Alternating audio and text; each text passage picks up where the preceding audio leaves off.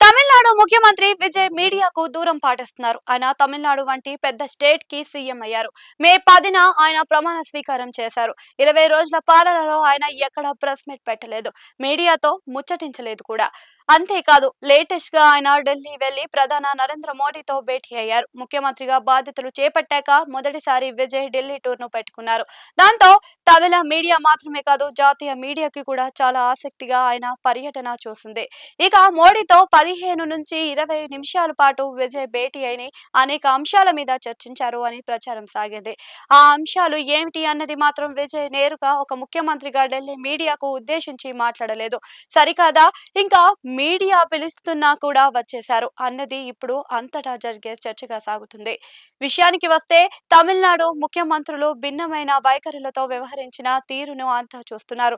ఎంజీఆర్ అయితే అసలు ఢిల్లీకి వెళ్లిన సందర్భమే లేదు. జాతీయ స్థాయి నేతలే ఆయనను కలుసుకునేందుకు తమిళనాడుకు వచ్చేసేవారు. జయలలిత కూడా అతి కొద్ది సార్లు మాత్రమే వెళ్లేవారు. కరుణానిధి కూడా జాతీయ నాయకులను తన దగ్గరకే రప్పించుకునేవారు. స్టాలిన్ అయితే ఢిల్లీ టూర్లు పెట్టుకుని ప్రధానిని కలిసి చర్చించిన సందర్భాలు అనేకంగానే ఉన్నాయి. ఇక తమిళనాడు మీడియాతో ఇంటరాక్ట్ అయ్యే విషయంలో జయలలిత కూడా బహు దూరం పాటించేవారు అని చెబుతున్నారు. ఆమె తొలిసారి 1991 నుంచి 1996 దాకా పాలించినప్పుడు మీడియాను పూర్తిగా దూరం పెట్టేశారు.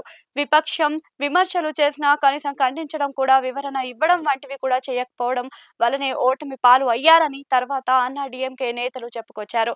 ఆయన జయలలిత మొత్తం 4 సార్లు పాలించిన సందర్భంలోనూ మీడియాతో మాట్లాడింది తక్కువే అని చెబుతారు. ఇక విజయ్ సైతం మీడియాను దూరం పాటిస్తున్నారు అని అంటున్నారు. ఆయన తన పనేంటో తనేంటో అన్నట్లుగానే వ్యవహరిస్తున్నారని అంటున్నారు.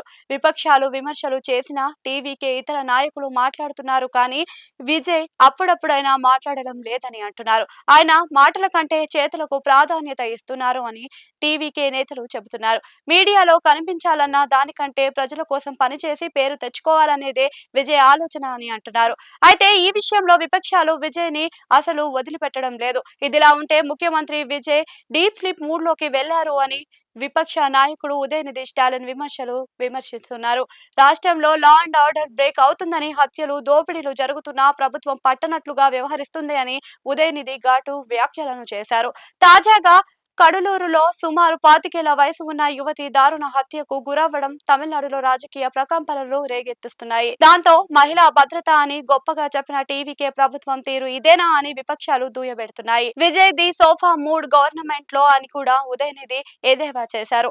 ఎన్నికల ప్రచారంలో గట్టిగా మాట్లాడిన విజయ్ ఇప్పుడు సైలెంట్ గా అయిపోయారు అని కామెంట్స్ చేస్తున్నారు. విజయ్ ప్రభుత్వం ఇంకా నేర్చుకునే దశలోనే ఉంటే లా అండ్ ఆర్డర్ ని ఫలంగా పెడితే సహించేది లేదు అని ఉదయనిధి స్టాలిన్ హెచ్చరించారు.